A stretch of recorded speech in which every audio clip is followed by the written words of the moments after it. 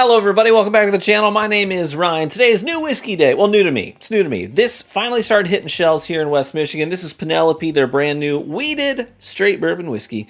And it's got the yellow label on it. If you're looking for it on a shelf, that's always helpful to me. Very color, visual oriented. So anyways, this comes in at 95 proof. It's brand new this year. And it's gotten some pretty good reviews so far as I'm aware. So I'm going to pour it, try it. There's already a pour missing from it. That's because I wasn't able to find it until my father-in-law called me. He's like, hey, I'm at the store right now. Have you tried this? I was like, no, I actually need that. So I told him, pick it up, and as a finder's fee, you can take the first pour. So I let him have the first pour. But I have yet to have this. Hunting's so much easier with help, isn't it? It's one of the reasons I love our Discord community so much. It's because I've been able to land several bottles that way by having people mule them, which I think is one of the biggest benefits of being a part of a whiskey community in general. So if you're not, I don't care if it's ours or another one, but get involved with other people who like things that you like, and it makes your hobby gets enriched by sharing it with other people. So I encourage you to do it. That being said, here we go. This is the wheated, like I said, 95 proof on this, which I think is a really respectable proof, considering that this is only a $40 bottle. I freaking love that price tag on decent whiskey. Like anytime you see a bottle, but I think like 40 to 50 bucks and it's really good. Those are like some of my favorite whiskeys to drink. Why? Because I don't feel guilty about it and it's good. It's not like I was like, oh, I guess I'll just get another Wild Turkey 101 to kill this week. Something like that. You know what I mean? Those obviously you don't feel guilty, but the quality of those bottom shelfers sometimes leaves you wanting more. You know what I mean? But that 40 to 50 price range, if you can find a banger bottle there, those are the ones that you just freaking love. At least I can't speak for you. I just freaking love them. Bardstown's wheated bourbon that's new, this year. Phenomenal. I adore that bottle as well. Well, it's technically, when did that come out? Was it last year? Late last year? I don't even remember at this point. Banger bottle, though. All right, so technically, this is a 4 grain, by the way, but it is high in the wheat department. Straight bourbon whiskey without an age statement means that it's at least 4 years old. Cool? Those are the stats, at least the ones that matter. MGP, by the way, if you weren't familiar with Penelope and you didn't know their game, MGP. Let's just get in here and nose this thing, yeah? I mean, it actually has a really similar nose, quite honestly, to the wheated bourbon from the Origins, Bardstown Origins series. Maybe a little bit lighter on the nose. I guess a little bit of orange zest, a little bit of like a citrus kind of a vibe going on here, but beyond that, definitely get like a buttercream frosting kind of a thing going on in the nose. You have frosting that's like, you can tell there's actual grains of sugar still in the frosting because it's almost kind of coarse, like sandy to a degree. I know that's a texture. Can you smell a texture? I don't know. But that's what this makes me think of.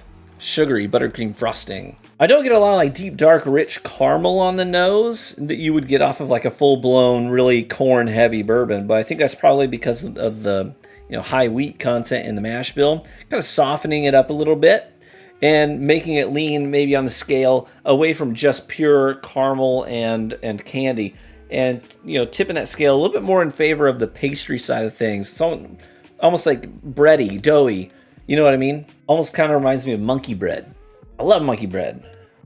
Before I do what I do now, I used to work at a church. I worked at a couple different churches, but one of my favorite jobs I've ever had was actually being a youth minister for several years. It was actually a really fun gig, quite honestly, but it was a pretty decent sized church, but it was in the middle of the country and serviced a lot of country folks, and because of that, some of the things that they would do at the church that were traditions were things like they would have like an auction to raise funds for the youth group, where all the adults would pitch in and they would bring something that they made from home, whether it was a craft or something they baked. And so you'd get a lot of these like farmers' wives in the church that would bring their fresh baked goods, and they'd all bake these wonderful things like authentic Midwest farmers, farmhouse style stuff. It was dynamite. I'd usually end up with a loaf of monkey bread, maybe some bread pudding, homemade apple pies, because we have plenty of orchards around here. So you get homemade apple pies with apples that were grown right there. You know what I mean? So good. This kind of gives me that vibe, like farmhouse, fresh baked desserts. Interesting. Well, let's get in on it. Cheers. It is soft and sweet wheat. That's what it is. It's soft, sweet wheat. I think I like the lick-a-stick of Fun Dip. You ever have, Fun Dip, but you just take the white stick out of it and just eat that by itself? This to me tastes a lot like that. Really sugary, confectionery. Up front is where it's really loaded down with those soft, sweet notes.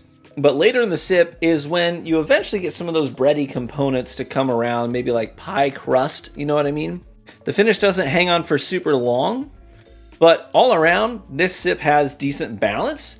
It's sweet, and it's got a little bit of savory in there with that bready component. But if I would have to latch onto anything specifically for the finish itself, I would say that that's where the orange zest I was getting on the nose kind of hangs out a little bit. And it's soft, just a little bit of orange zest there on the finish that draws out for a little bit. Huh. Yeah, I think if I were, this would be an interesting blind, I should do this.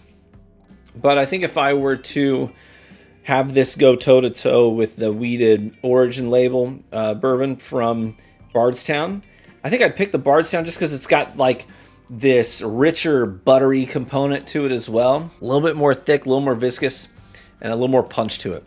I think I would pick that one over this one, but also this is $10 cheaper at 40 bucks. It's super easy to grab, and I think that it's really crushable stuff.